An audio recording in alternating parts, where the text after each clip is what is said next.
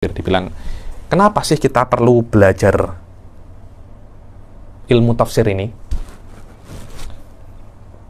Dibilang, karena memahami Al-Quran, yang mana memahami Al-Quran ini poros daripada kebahagiaan ukhrawiyah. Kan Rasul mengatakan, sebelum aku ini meninggalkan kepada kalian dua hal. Kitabullah wa sunnati. Di dalam beberapa riwayat, kitabullah wa itrati. Dari semua riwayat ada kitabullah, maknanya Al-Quran. Kalau Anda nak pegang teguh dengan Al-Quran, Anda akan bahagia. Dan Al-Quran itu adalah urwatul wuthqa, tali yang kuat. Maknanya kalau Anda berpegang dengan Al-Quran, Anda tidak akan hanyut.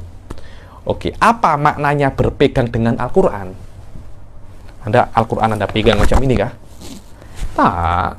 Anda kena faham Al-Quran. Anda tidak akan bisa berpegang teguh dengan Al-Quran kecuali Anda memahami Al-Quran. Itulah maknanya berpegang, bukan berpegang dengan Al-Qurannya, tapi berpegang dengan kefahaman Al-Qurannya.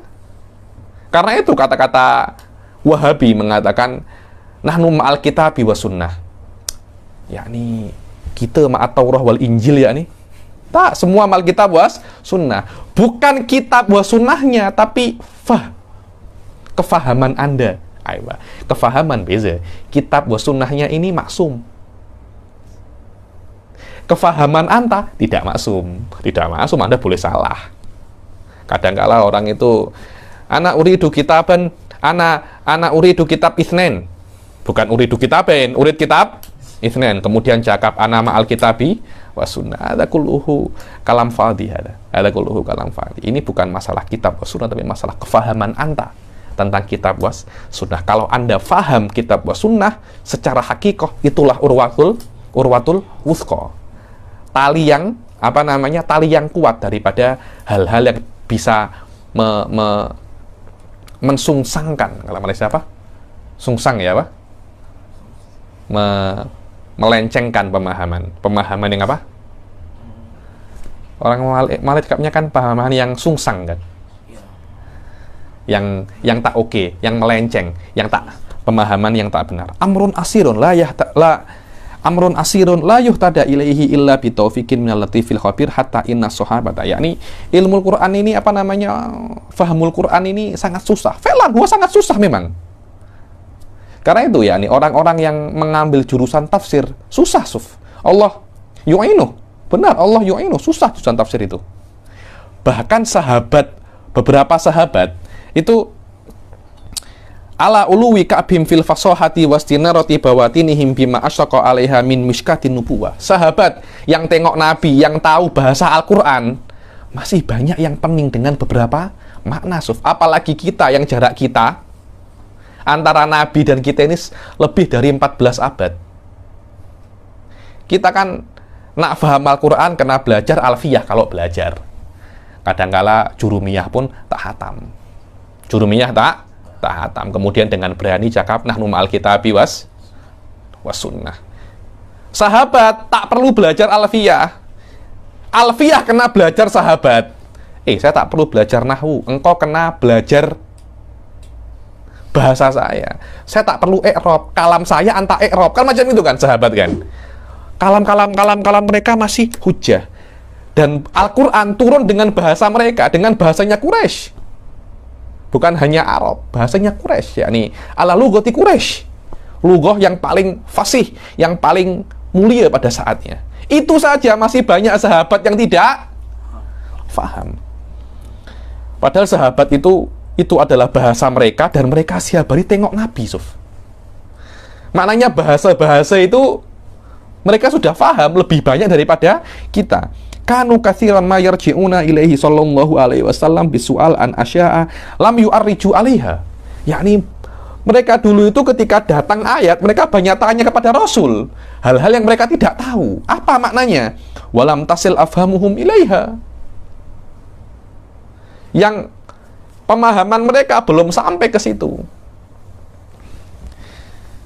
Kama waqa'a li Adi bin Hatim fil khaytil abyadi wal aswad.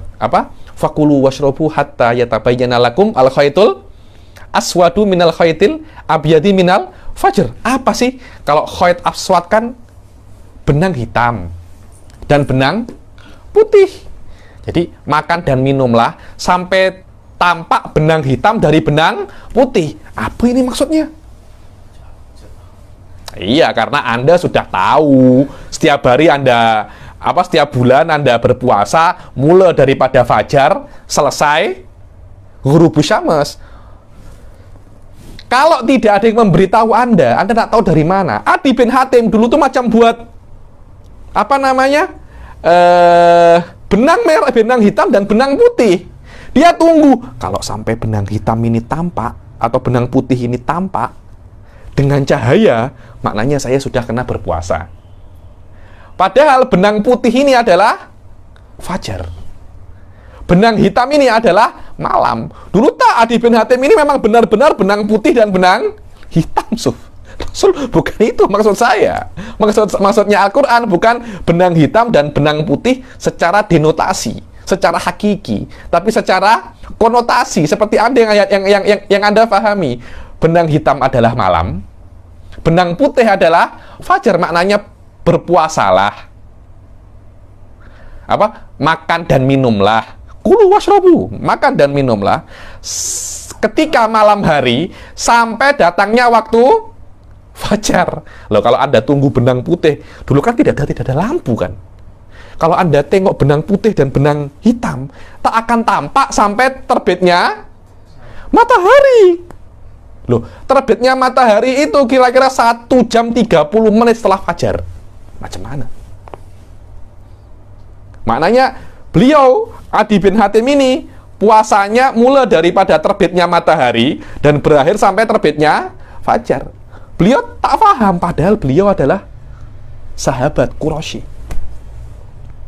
yang setiap hari tengok Rasul Shallallahu Alaihi Wasallam. Wala syakka anna muhtajun ila makanu muhtajina ilaihi wa ziyadah, katanya Sayyid Muhammad. Kita ini perlu apa yang mereka perlukan, kita juga perlukan, bahkan lebih. Kita ini sudah jauh daripada Rasul, apalagi orang-orang Nusantara yang ajam, yang ajami. Kita ini ajami, Suf. Kita ini lasna natikina bilughah Arabiyah. Kalau mereka perlu tanya kepada Nabi, mereka banyak yang mereka tak paham, apalagi kita. Karena itu perlu Anda belajar tafsir. Wallahu a'lam bisawab. Mungkin